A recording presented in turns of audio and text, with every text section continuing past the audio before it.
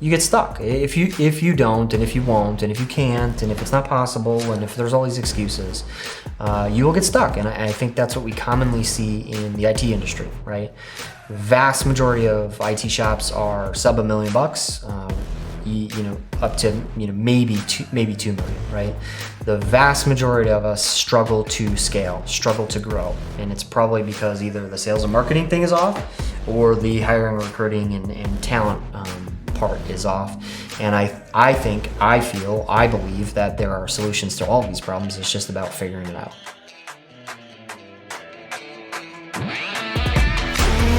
It is all too often, I think, that we hear about, frankly, excuses in business, right?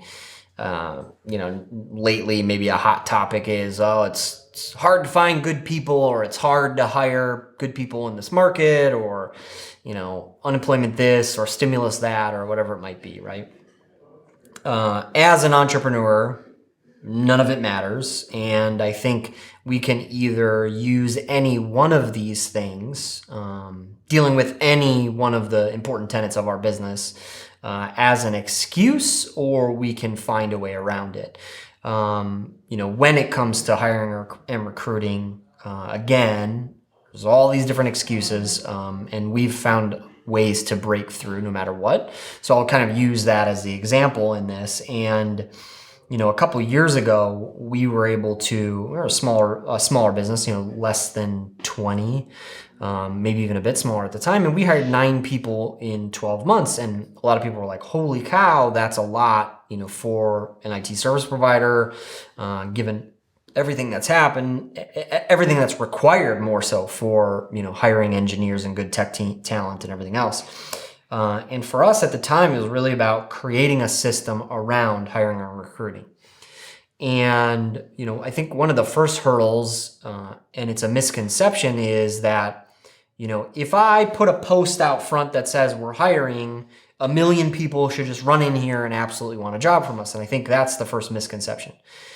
It's on us as a business, first and foremost, to be attractive and be a place that's desirable for people to want to get a job. It's not you put a sign out front and everyone wants a job, right? So first and foremost, when it comes to hiring and recruiting, make sure your organization is desirable. Well, how do you do that, right? And again, I think we try and break the paradigm. We pay 100% of employees healthcare, life, vision, dental. Nobody does that. And there are more things to that, but I won't go on about it. So making your organization desirable for people who want jobs. And then again, we built a system around hiring and recruiting. So not only are we an attractive place for candidates to want to come to, we built a system for hiring and recruiting. And I think this industry commonly waits. Well, I'm not sure if I need an engineer just yet. I'm not sure if I'm ready. I don't know if we need another one. Not sure if we need a third one, et cetera, et cetera.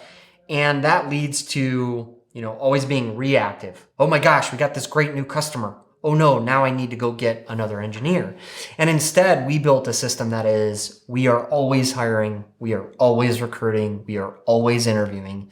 And whether we need that team member or that engineer now or not, we're doing all of that work nonetheless. And you might say, well, what happens if you find a great candidate, but you don't have enough you figure it out. Like, it is this constant teetering and this balancing act, if you will. But as an entrepreneur and as a leader and as a growing organization, we decided we're going to figure it out.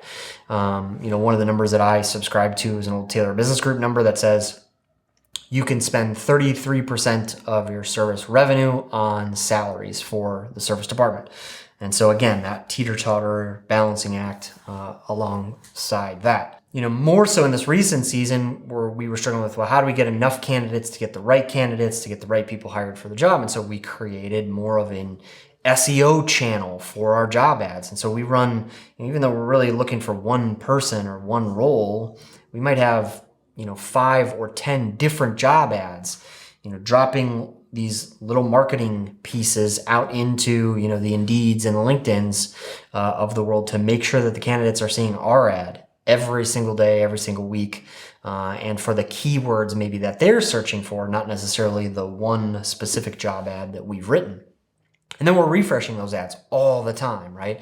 It's not just, oh, I posted it once to Indeed and I'm hopeful for a lot of candidates. Refresh that sucker and push the button on that thing. So this is, hiring and recruiting is one facet of business and one important facet of business nonetheless, but it's one that I find a lot in the industry talking about the excuses instead of the solutions. So I've just given you a bunch of the solutions, and now, let's expound on this. It's not just hiring and recruiting.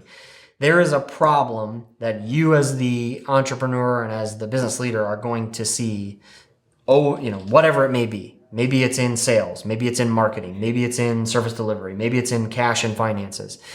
All of the different tenets of business are going to face issues, and there's going to be issues that either keep happening or will happen from time to time, or an issue gets more difficult, right? As you grow and as you scale, how do you find, the rest of the team that you need and put people in leadership positions and hold them accountable, right? So maybe it's management, all these different things in business. And I think as entrepreneurs, we can either look at these as, roadblocks or mountains to climb, or put your hiking boots and get your rope out and figure it out. And I think all too often we see these as, roadblocks and excuses instead of just another thing to fix, just another thing to climb, just another thing to conquer, to grow a bigger, business that's going to be able to impact more clients, more team, so on and so forth. And so I think it's an issue of facing the challenge and figuring it out anyway.